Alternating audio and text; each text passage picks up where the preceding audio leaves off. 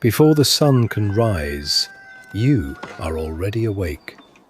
Because in 1418 England, there is no light to wake you, only darkness pressing against your eyes like a heavy curtain that refuses to lift. The air inside the cottage is cold enough to sting your lungs. Smoke from last night's dying fire lingers thick beneath the rafters.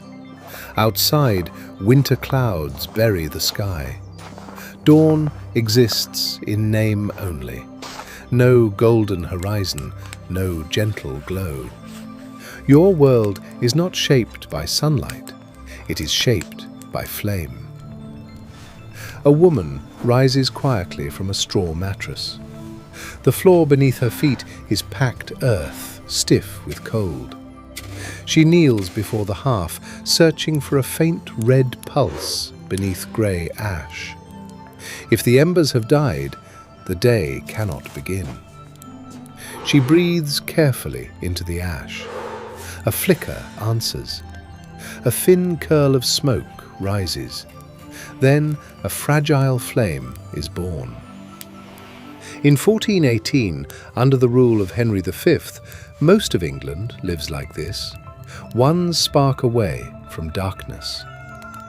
The fire grows slowly, revealing the interior of the cottage in trembling orange light. Wattle and daub walls absorb the glow, turning tools into long, shifting shadows. A child stirs nearby, pulling a wool blanket tighter against the cold. There are no glass windows to welcome morning brightness, only wooden shutters holding back wind. The man of the house opens the door.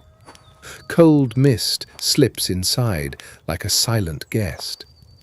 Outside, the village is barely visible. Shapes move through fog like ghosts. Lanterns appear one by one, glowing faintly along the narrow lane. Each flame marks a household fighting the same battle against shadow. The church tower stands dark against the grey sky, silent, watching. Sound replaces sight. A distant cow shifts in its stall. A wooden cart creaks. The scent of damp earth mixes with wood smoke drifting between cottages. Inside, oats are poured into an iron pot suspended above the fire. Steam rises slowly, vanishing into blackened rafters. Food tastes faintly of smoke. Everything does. Children sit closest to the hearth. This circle of fire is their entire world of visibility. Beyond the glow, the room dissolves into uncertainty. In nearby towns, narrow streets remain dim, even at midday. Shopkeepers light candles before opening shutters.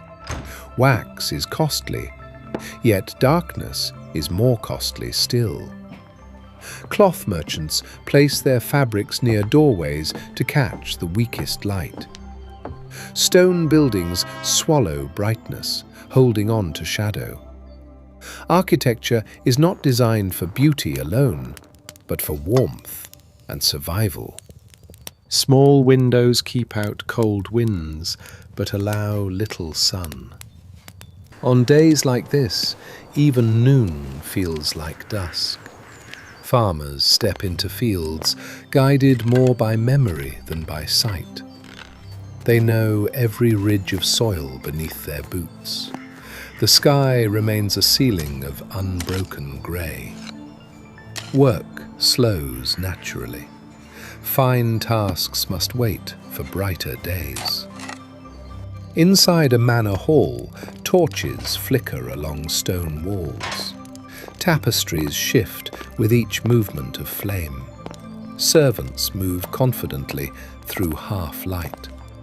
Practice has trained their steps. Darkness here is not fear, it is familiarity. Yet shadow shapes belief. In churches lit by clustered candles, sermons speak of divine light piercing worldly gloom. The metaphor feels real to those who live daily without sun. Risk management is simple but constant.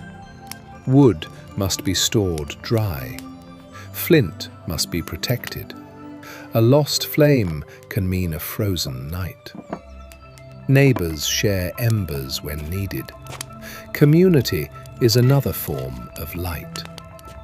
As afternoon drifts toward evening, little changes in the sky. Time is measured by aching muscles and church bells, not shadows on the ground. The bell finally tolls for vespers. Its sound rolls through mist. Villagers gather inside stone walls, glowing with candlelight. Human presence brightens the room more than flame alone. Faces emerge from darkness.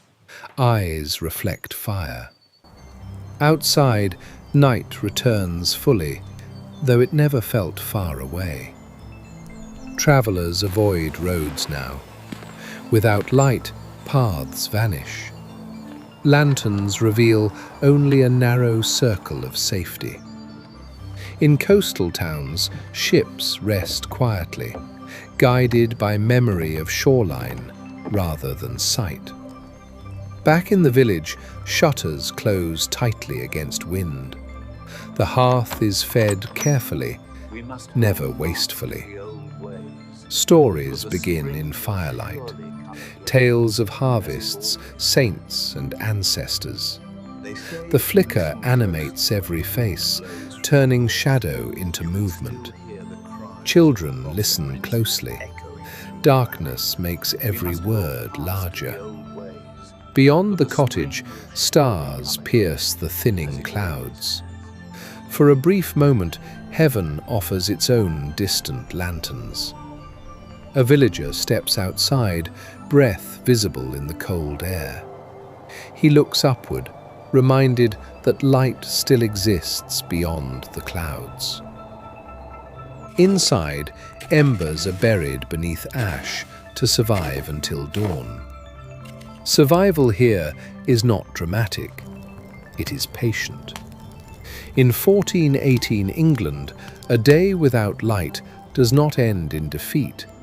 It ends in endurance, in the quiet guarding of a single spark, and in the understanding that human resilience is not the absence of darkness, but the decision to keep the fire alive until morning returns.